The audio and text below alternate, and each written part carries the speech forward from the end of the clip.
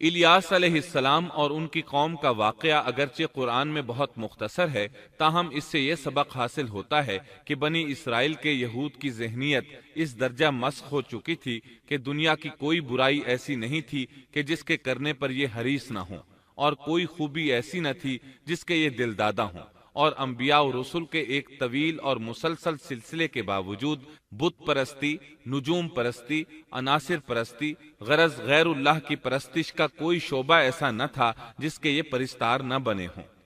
الیاس علیہ السلام کے بعد یسع علیہ السلام تشریف لائے۔ سورہ صاد آیت 48 میں فرمایا، اور اسماعیل، یسع اور ذوالکفل کا بھی ذکر کیجئے، یہ سب بہترین لوگ تھے۔ یسع علیہ السلام بعض مورخین کے نزدیک ہارون علیہ السلام کی اولاد میں سے ہیں، اور بعض کے بقول یوسف علیہ السلام کی نسل سے ہیں، اور یہ الیاس علیہ السلام کے چچا زاد بھائی تھے۔ ان کے باپ کا نام عدی تھا، گویا آپ کا پورا نام یسع بن عدی علیہ السلام تھا۔ یسع علیہ السلام کے بارے میں بھی کسی اہل علم نے تفصیل بیان نہیں کی، صرف اتنا مذکور ہے کہ وہ پیغمبروں میں سے تھے۔ اللہ تعالیٰ نے ان کا قصہ ذکر نہیں فرمایا، نہ صحیح احادیث میں ان کے بارے میں کچھ ذکر آیا ہے، بس اسرائیلی روایات ملتی ہیں۔ یسع علیہ السلام الیاس علیہ السلام کے نائب اور خلیفہ تھے۔ چھوٹی عمر ہی سے ان کی رفاقت میں رہنے لگے تھے، اور ان کی وفات کے بعد اللہ تعالیٰ نے بنی اسرائیل کی ہدایت و رہنمائی کے لیے یسع علیہ السلام کو نبوت سے سرفراز فرمایا، اور انہوں نے الیاس علیہ السلام کے طریقے ہی پر بنی اسرائیل کی رہنمائی فرمائی۔ یہ معلوم نہیں ہو سکا کہ انہوں نے کتنی عمر مبارک پائی اور بنی اسرائیل میں کتنے عرصے تک حق تبلیغ ادا کیا۔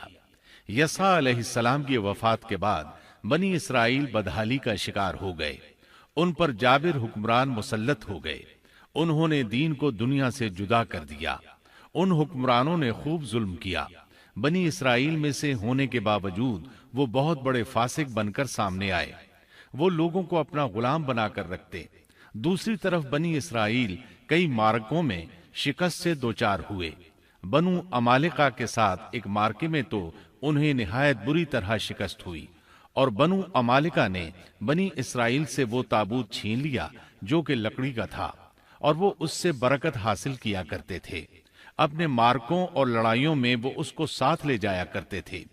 جب بنی اسرائیل اس کو دیکھتے تو ان پر سکینت بھی نازل ہوا کرتی تھی۔ اس تابوت میں آل موسیٰ اور آل ہارون کے باقی ماندہ آثار تھے۔ کہا جاتا ہے کہ اسی میں موسیٰ علیہ السلام کے صحیفے اور تورات کی تختیاں تھیں۔ موسیٰ علیہ السلام کا عصا بھی تھا، آپ کے کپڑے بھی محفوظ تھے۔ اسی طرح ہارون علیہ السلام کی کچھ نشانیاں بھی تھیں، بلکہ ایک روایت میں تو یہ بھی ہے کہ اس میں آسمان سے نازل ہونے والا من و سلوہ کا مرتبان بھی تھا جو وہ وادی تیہ میں کھاتے رہے تھے۔ بہرحال یہ صندوق اس مارکے میں ان کے ہاتھوں سے نکل گیا، اس پر بنو عمالقہ نے قبضہ کر لیا۔ اس طرح بنی اسرائیل کا افتراق اور انتشار بڑھتا چلا گیا، یہاں تک کہ بادشاہوں پر بھی اس کے اثرات پڑے اور یہ صندوق انہیں بھی نہ مل سکا، یہاں تک کہ اللہ کے ایک معزز پیغمبر شمویل علیہ السلام ظہور پذیر ہوئے۔ انہیں شمعون بھی کہا جاتا ہے، عربی زبان میں اس کے مترادف لفظ اسماعیل بنتا ہے، اور ان کا نام شمویل اس وقت عربی زبانوں کی کتابوں میں عام ہو چکا ہے۔ شمویل علیہ السلام نے دعوت توحید شروع کی، انہیں حق کی طرف بلانے لگے۔ چونکہ بنی اسرائیل اپنے انتشار اور تفرقے کو ایک عظیم مصیبت سمجھ رہے تھے، وہ ان کی دعوت کو قبول کرنے لگے۔ پھر انہیں یہ احساس ہوا کہ ایک بادشاہ کا ہونا بھی نہایت ضروری ہے تاکہ وہ ان کے دنیاوی معاملات اور سیاسی امور کی باغ ڈور سنبھالے۔ چنانچہ اکٹھے ہو کر شمویل علیہ السلام کے پاس آئے، کہنے لگے، ہم میں سے ایک شخص کو منتخب کر دیجئے جو ہم پر حکومت کرے، اور ظالموں سے بدلہ لینے کے لیے جب لڑائی ہو تو وہ ہماری قیادت کرے۔ قرآن کریم میں اس قصے کو بہت وضاحت سے بیان کیا گیا ہے۔ اللہ تعالیٰ سورۃ البقرہ آیت 246 میں فرماتے ہیں، آپ نے موسیٰ کے بعد والی بنی اسرائیل کی جماعت کو نہیں دیکھا جبکہ انہوں نے اپنے پیغمبر سے کہا کہ کسی کو ہمارا بادشاہ بنا دیجئے تاکہ ہم اللہ کی راہ میں جہاد کریں۔ पैगंबर ने कहा, मुमकिन है कि जिहाद फर्ज हो जाने के बाद तुम जिहाद न करो। उन्होंने कहा, भला हम अल्लाह की राह में जिहाद क्यों न करेंगे? हम तो अपने घरों से निकाले गए हैं और बच्चों से दूर कर दिए गए हैं। फिर जब उन पर जिहाद फर्ज हुआ तो सिवाय थोड़े से लोगों के सब फिर गए, और अल्लाह जालिमों को खूब जानता है। अल्लाह ताला फरमा रहे हैं कि ये वाकया मूसा अलैहिस्सलाम के बाद पेश आया, और उलमा इस पर मुत्तफिक हैं कि ये शमवील अलैहिस्सलाम का वाकया है। बनी इसराइल कहने लगे, ए शमवील, हमारे लिए एक हाकिम मुकर्रर कर दीजिए ताकि हम उसकी सरबराही में अलम जिहाद बुलंद करें और बनु अमालिका को शिकस्त देकर उनसे इंतकाम लें। शमवील अलैहिस्सलाम और यूशा अलैहिस्सलाम के दरमियान 460 साल का फासिला है। बनी इसराइल को जिहाद किए एक तवील अरसा गुजर चुका था जबकि वो फतह याब हुए थे। इस वक्त तो वो बुरी तरह शिकस्त खुर्दा थे। शमवील अलैहिस्सलाम कहने लगे, मुझे तो महसूस होता है कि तुम सिर्फ जुबान की हद तक ये कह रहे हो, जिहाद फर्ज होने पर तुम पीछे हट जाओगे। उन्होंने कहा, यह कैसे मुमकिन है जबकि बनु अमालिका ने हमें बहुत तकालीफ पहुंचाई हैं, हमें अल-कुद्स से निकाल दिया। बुख्ते नुसर बादशाह ने हमारी बहुत बड़ी तादाद को कत्ल किया है, लिहाजा हम तो उनसे जरूर लड़ेंगे। फिर अल्लाह ताला ने शमवील अलैहिस्सलाम पर वही नाजिल की कि जिहाद फर्ज हो चुका है। जब बनी इसराइल ने यह खबर सुनी तो सिवाय चंद एक के सब ने जिहाद से मुंह मोड़ लिया, और ये वही लोग थे जो कुछ देर पहले पुख्ता अहदो पैमान कर रहे थे कि हम जिहाद करेंगे। शमवील अलैहिस्सलाम के साथ रहने वालों की तादाद 8000 थी, जबकि पीछे हटने वाले लाखों की तादाद में थे। इसलिए कि जब बनी इसराइल मिस्र से आए थे तो उनकी तादाद 6 लाख थी, और इस वक्त तक तादाद बहुत बढ़ चुकी थी। अब जो लोग जिहाद के लिए तैयार हुए, उन्होंने पूछा कि हमारी क़यादत कौन करेगा। शमवील अलैहिस्सलाम ने उन्हीं में से एक शख्स तालूत को मुंतखब किया। तालूत बिन कैश याकूब अलैहिस्सलाम के बेटे बिन्यामीन की नस्ल से था। तालूत से पहले बनी इसराइल के जितने बादशाह थे, तमाम के तमाम यहूदा बिन याकूब की नस्ल से थे। बनी इसराइल को बहुत ताज्जुब हुआ। उन्हें उम्मीद थी कि उनका बादशाह यहूदा की नस्ल से होगा, लेकिन हो गया बिन्यामीन की नस्ल से। चुनाचे उन्होंने उसे तस्लीम करने से इनकार कर दिया और आगे से बातिल तावीलात करने लगे। अल्लाह ताला सूरतुल बकरा आयत 247 में फरमाते हैं, और उनसे उनके नबी ने फरमाया कि अल्लाह ताला ने तालूत को तुम्हारा बादशाह बना दिया है। तो वो कहने लगे कि भला उसकी हम पर हुकूमत कैसे हो सकती है?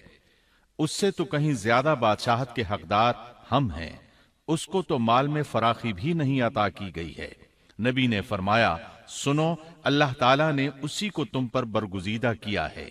उसे इल्मी और जिस्मानी बरतरी भी अता फरमाई है। बात यह है कि अल्लाह जिसे चाहे अपना मुल्क दे। अल्लाह ताला कुशादगी वाला, इल्म वाला है। तालूत एक गरीब आदमी था, माली हैसियत भी अच्छी नहीं थी, चमड़ों को रंग कर पेट पालता था। लेकिन उस वक्त इल्म हिकमत में उसका कोई सानी नहीं था, और जिस्मानी डील डॉल भी इस कदर था कि जो एक बार देखता देखता ही रह जाता। अल्लाह ने उसे बहुत अच्छा जिस्म और आज़ा अता फरमाए थे। रंग भी सफेद था, लेकिन चूंकि वो यहूदा की नस्ल से नहीं था, कहने लगे, इसकी निस्बत तो हम ज्यादा हकदार हैं कि बादशाह बने। उनकी बात का जवाब शमवील अलैहिस्सलाम ने यह दिया कि ये इंतखाब मेरा नहीं, अल्लाह ताला का है, और बादशाहत के लिए अक्ल और जिस्मानी ताकत की जरूरत होती है। बादशाहत यूं भी अल्लाह के इख्तियार में है, जिसे चाहे अता कर दे। ये सुनकर उनमें से अक्सर ने लड़ने से इनकार कर दिया। अल्लाह के नबी की इताअत भी छोड़ गए। इस नाजुक मौके पर शमवील अलैहिस्सलाम ने उनसे कहा, अगर मैं तुम्हारे पास कोई ऐसा निशान और मोजज़ा ले आऊं जो साबित कर दे कि ये अल्लाह का इंतखाब है, तो क्या तुम मेरी बातों पर यकीन कर लोगे? वो कहने लगे, जी हां। चुनाचे अल्लाह ने उन्हें एक मोजज़ा अता फरमाया।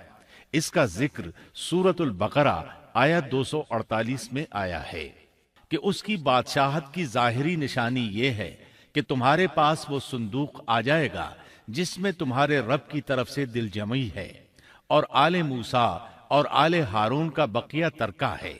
फरिश्ते उसे उठाकर लाएंगे। यकीनन ये तो तुम्हारे लिए खुली दलील है अगर तुम ईमानदार हो।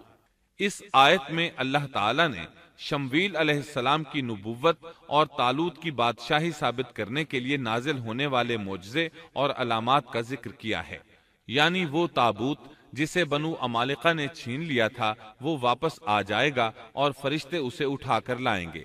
چنانچہ لوگوں کے دیکھتے ہی دیکھتے اللہ کے فرشتوں نے اس تابوت کو لا کر طالوت کے سامنے پیش کر دیا۔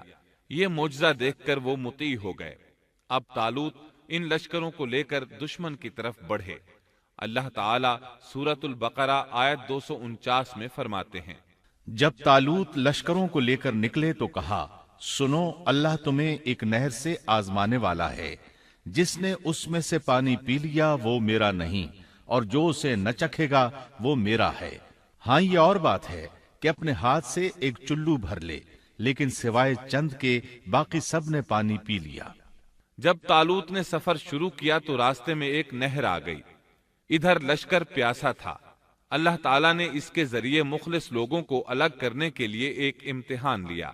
یہ نہر اردن تھی، فلسطین اور اردن کے درمیان رواں دواں تھی بھی وہ دونوں کے قبضے میں۔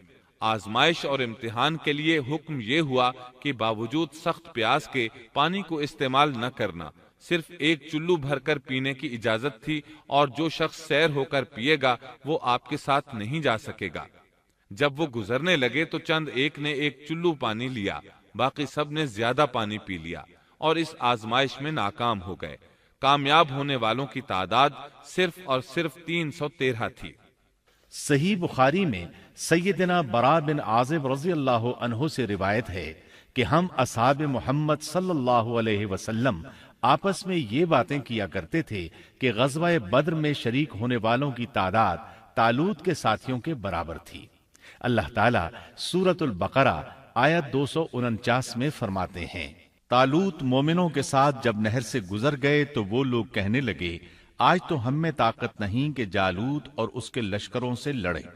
لیکن اللہ سے ملاقات پر یقین رکھنے والوں نے کہا، بسا اوقات تھوڑی سی جماعتیں بڑی اور بہت سی جماعتوں پر اللہ کے حکم سے غلبہ پا لیتی ہیں، اور اللہ تعالیٰ صبر کرنے والوں کے ساتھ ہے۔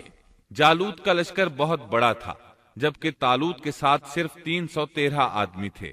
یہ صورتحال دیکھ کر بنی اسرائیل گھبرا گئے، بولے ہم تو تعداد میں بہت تھوڑے اور نہایت کمزور ہیں، کس طرح ان سے جہاد کر سکتے ہیں؟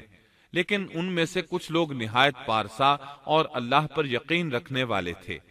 یہ اور شمویل علیہ السلام دوسروں کا حوصلہ بڑھانے لگے۔ آخر وہ لڑائی پر تیار ہو گئے، مقابلہ ہوا۔ اور جب ان کا جالوت سے اور اس کے لشکر سے مقابلہ ہوا تو انہوں نے دعا مانگی کہ اے پروردگار، ہمیں صبر دے، ثابت قدمی دے اور کفار کے مقابلے میں ہماری مدد فرما۔ مقابلہ شروع ہوا۔ جالوت اپنے لشکر سے نکلا اور مقابلے کے لیے للکارا۔ یہ بہت طاقتور تھا، اس کا پورا بدن اسلحے سے لیس تھا۔ مسلمان اسے دیکھ کر ڈر گئے۔ طالوت نے اپنے ساتھیوں سے کہا، کون اس کے مقابلے میں نکلے گا؟ سب خاموش رہے۔ اس کے لشکر سے ایک نوجوان نکلا، یہ داؤد علیہ السلام تھے۔ اس وقت یہ صرف 16 سال کے تھے۔ یہ رسی میں پتھر باندھ کر اس کو گھما کر پھینکنے کے ماہر تھے۔ نشانہ زبردست تھا، پتھر بہت تیزی سے جاتا تھا، اس کی ضرب بہت شدید ہوتی تھی۔ جالوت نے انہیں دیکھ کر مذاق اڑایا۔ اس نے کہا، نوجوان تم ابھی بچے ہو، واپس جاؤ، میرے مقابلے میں کسی بڑے کو بھیجو۔ داؤد علیہ السلام نے اپنی رسی کو گھمایا، اس میں بندھے ہوئے 3 پتھر خاص انداز سے پھینک دیے۔ تینوں گولی کی رفتار سے آئے اور اس کے ماتھے پر لگے۔ جالوت کا سر پاش پاش ہو گیا اور وہ مر گیا۔ اس کے مرتے ہی جالوت کے لشکر میں خوف ہراس پھیل گیا۔ طالوت نے اپنے 313 مجاہدوں کے ساتھ ان پر حملہ کر دیا۔ ان میں کھلبلی مچ گئی، سنبھل نہ سکے، پیٹھ پھیر کر بھاگے۔ پس اللہ تعالیٰ کے حکم سے انہوں نے جالوتیوں کو شکست دے دی اور داؤد کے ہاتھوں جالوت قتل ہو گیا۔ یوں اللہ تعالیٰ نے بنی اسرائیل کو دوبارہ غلبہ عطا فرمایا۔ فتح کے بعد طالوت نے داؤد علیہ السلام کو اپنا داماد بنا لیا۔ اس طرح داؤد علیہ السلام طالوت کے بعد بادشاہ بنے۔ اللہ تعالیٰ سورۃ البقرہ آیت 251 میں فرماتے ہیں، اور اللہ تعالیٰ نے اسے بادشاہت اور حکمت عطا فرمائی اور جتنا کچھ چاہا علم بھی عطا فرمایا۔ اس طرح اللہ تعالیٰ نے داؤد علیہ السلام کو بنی اسرائیل کا بادشاہ بنا دیا۔ بادشاہت اور نبوت ان کے پاس جمع ہو گئی، اور ایسا طویل عرصے کے بعد ہوا تھا۔